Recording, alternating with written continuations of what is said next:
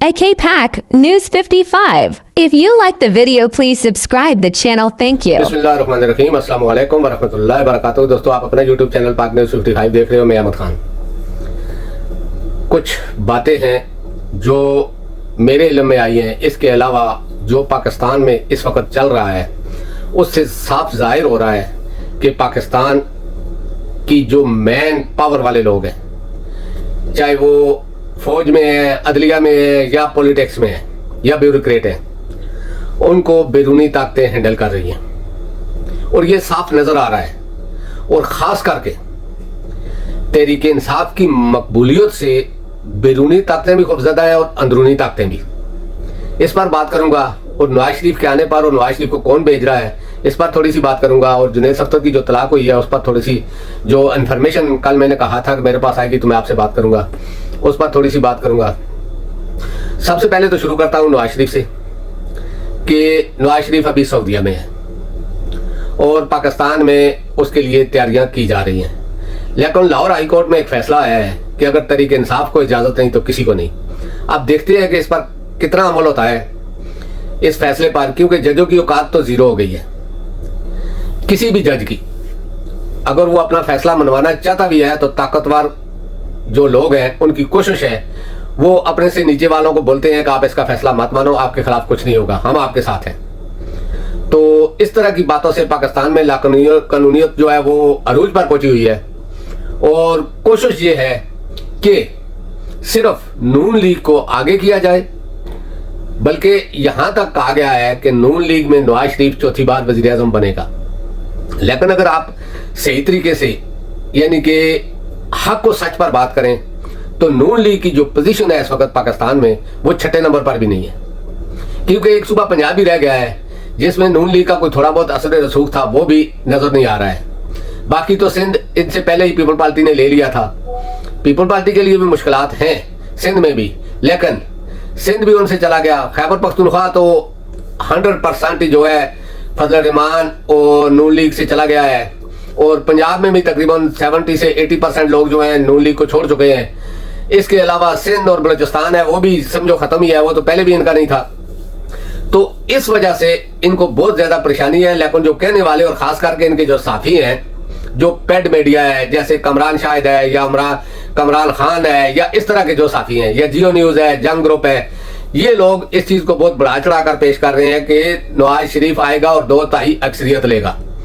अब लेगा कहां से ये तो हम भी जानते हैं और आप भी जानते हैं, लेकिन अवाम की तो अक्सरियत नहीं है उनके साथ। ये तो अगर आप कुछ भी कह लें तो पाकिस्तान में लोग इनसे नफरत करते हैं। हाँ, वो लोग जो बैरूनी इशारों पर चल रहे हैं, जिनके हाथों में ताकत है, वो लोग इस तरह की अक्सरियत दिलवा सकते हैं कि जेली बॉक्स यानी कि इलेक्शन हो तो उसके बाद बॉक्स अपनी मर्जी के रख कर आए और वोटें भी अपनी मर्जी की हो, गिनती भी अपनी मर्जी की हो, सब कुछ अपनी मर्जी का हो सकता है। क्योंकि पाकिस्तान में ऐसा होता रहा है, ताकतवरों के हाथ में ताकत होती है। ये आपने पिछले इलेक्शन में देख लिया था। ख्वाजा आसफ ने जब फोन किया था बाजवा को कि मैं सीट हार रहा हूं तो उसका रिजल्ट रोक लिया गया था और उसमें दूसरे ख्वाजा आसफ को जिता दिया गया था। इस तरह के काम होते रहते हैं पाकिस्तान में। तो 2/3 का जो इनका ख्वाब है वो तो अवामी सतह पर तो नहीं है, और यही खौफ है इनमें भी, हमारे ताकतवरों में भी और इंटरनेशनल ताकतवरों में भी। लेकिन इमरान खान इन सबको कबूल नहीं है। वजह यही है कि इमरान खान में बहुत सारी बुरी बातें हैं जिस वजह से ये उनको नापसंद करते हैं। सबसे बड़ी और बुरी बात तो ये है कि वो करप्ट नहीं है, वो चोर नहीं है, वो मुल्क का गद्दार नहीं है। इस वजह से फिर वो इस्लाम से मोहब्बत करता है, वो अपने प्यारे नबी हजरत मोहम्मद मुस्तफ़ा सल्लल्लाहु अलैहि वसल्लम से मोहब्बत करता है, उनके लिए वो लड़ता है और इस्लाम का दफा करता है, गरीबों को प्रोटेक्शन देता है। गरीबों के लिए बहुत सारी स्कीमें उसने बनाई।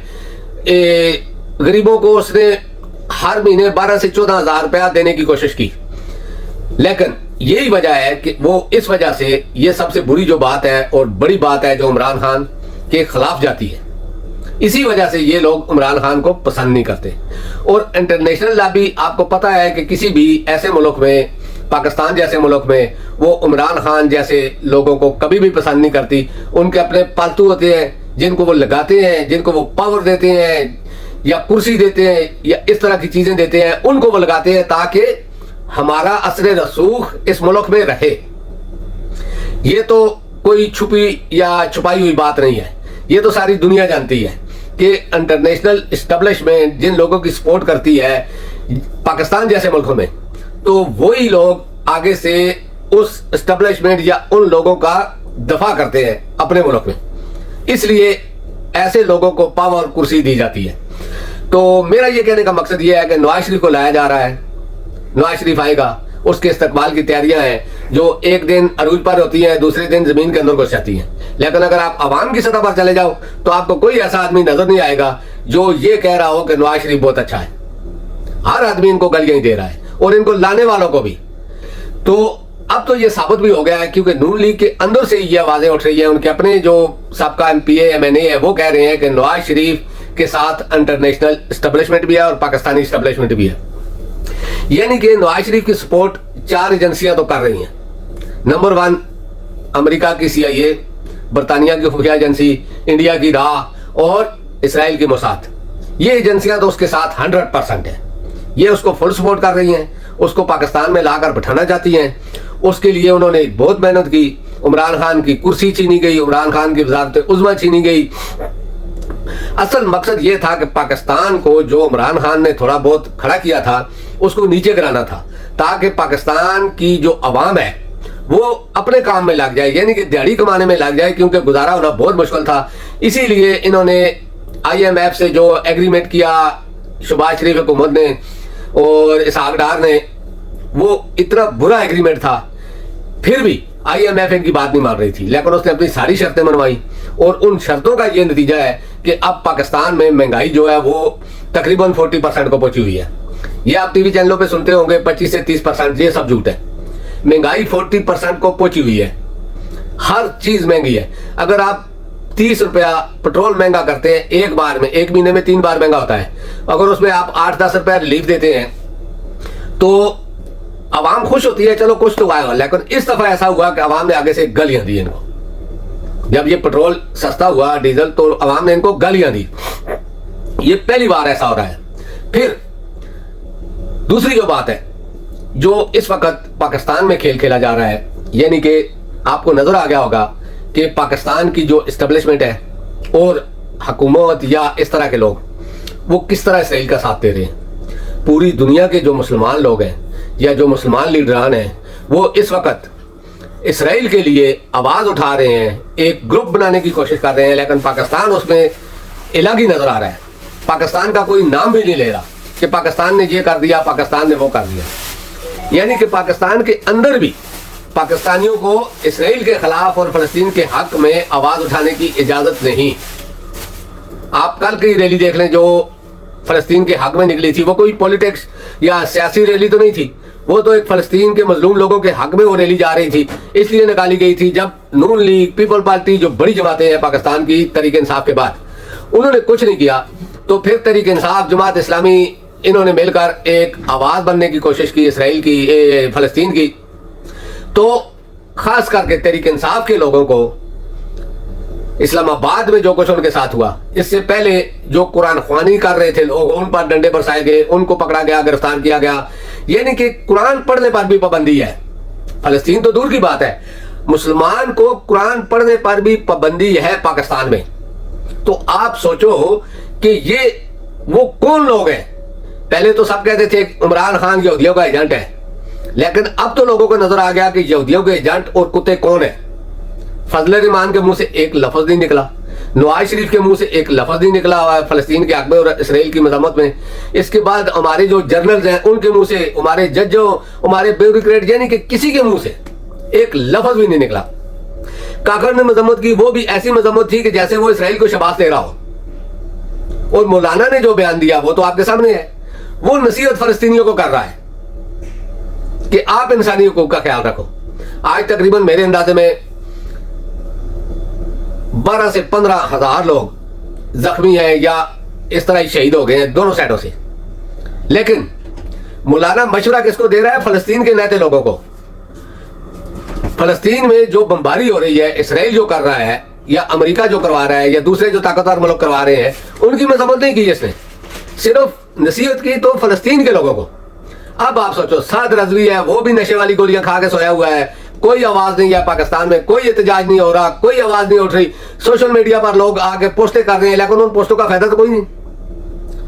بنتا تو یہ ہے کہ یہ کوئی سیاسی بات نہیں، یہ ایک مظلوم عوام، مظلوم لوگوں، بے گناہ لوگوں اور یعنی کہ بغیر اسلحے کے نہتے لوگوں پر ظلم ہو رہا ہے، اس کے حق میں آواز اٹھائے پورا پاکستان. 25 کروڑ کی آبادی ہے، 300-400 لوگ نکلے، وہ بھی تحریک انصاف اور جماعت اسلامی کے. اس کے علاوہ سب طرف خاموشی ہے. آپ سوشل میڈیا بھی چیک کر لو، آپ کو نون لیگ، پیپل پارٹی یا فضل الرحمان کے گروپ کی کوئی پوسٹ نظر نہیں آئے گی فلسطین کے حق میں. آپ دیکھ لیں، اور ٹی وی چینلوں پہ بھی یہی ہو رہا ہے. یعنی کہ اس سے پتہ چل جاتا ہے کہ ہماری اسٹیبلشمنٹ طاقتور اسٹیبلشمنٹ کے سامنے گھٹنے ٹیکے ہوئے ہیں، اور ہماری جو حکومت ہے یا ہمارے جو لوگ ہیں انہوں نے اپنی اسٹیبلشمنٹ کے آگے گھٹنے ٹیکے ہوئے ہیں. یہی وجہ ہے نواز شریف کو لانے کی، کیونکہ ان کو ایک پوپٹ چاہیے، انٹرنیشنل اسٹیبلشمنٹ کو بھی اور پاکستانی کو بھی ایک پوپٹ چاہیے جو جس وقت اس کی چابی آن کریں وہ ان کے آگے ناچے، ان کی بات مانے، سارا کچھ کرے.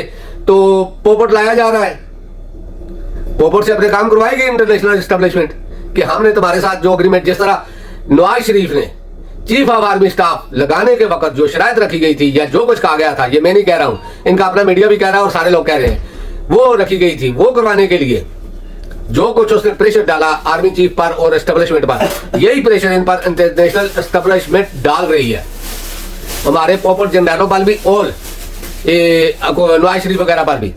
تو میرا کہنے کا یہ مقصد ہے کہ اگر آپ مظلوموں کا ساتھ نہیں دو گے تو آپ اپنی عوام کا ساتھ کدھر سے دو گے؟ پاکستان میں تو جو لوگوں کی حالت ہے وہ تو ہو گئی ہے، لیکن آواز نکالنا بھی جرم بن گیا ہے کسی کے حق میں.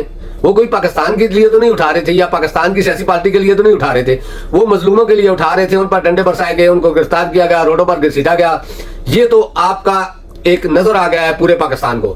اب بھی اگر پاکستانی سمجھتے ہیں کہ نواز شریف یا نون لیگ یا پیپل پارٹی یا فضل الرحمان یہ لوگ پاکستان کے حق میں اور اسلام کے حق میں ہیں، تو پھر ان کا اللہ ہی حافظ ہے، ان کو کچھ کہنے کی ضرورت نہیں ہے.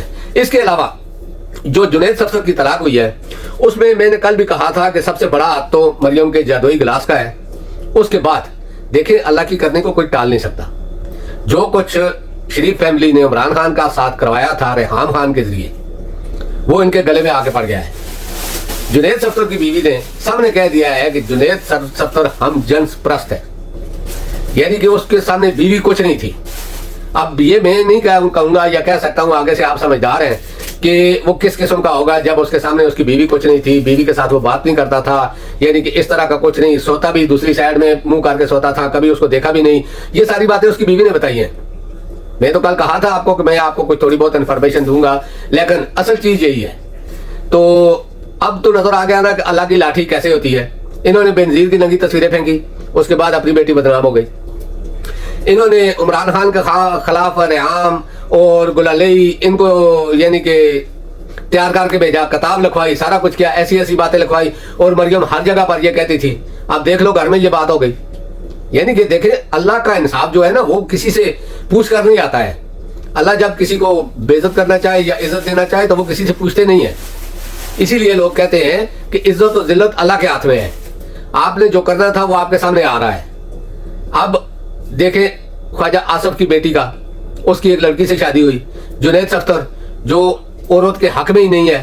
اسی طرح جو نجم سیٹھی ہے، اس کے بیٹے کا دیکھ لو، اور کچھ ان کے اپنے ہی لوگ ہیں، ان کی ایسی حرکات دیکھ لو تو آپ کو نظر آ جائے گا کہ ان سے حساب لیا جا رہا ہے دنیا میں ہی. تو دوستو اب تک کے لیے اتنا ہی. انشاءاللہ نیکسٹ ویلوگ میں آپ سے ملاقات ہوگی. اللہ پاک آپ سب کو اپنی زبان میں رکھے. السلام علیکم ورحمۃ اللہ وبرکاتہ. اللہ حافظ.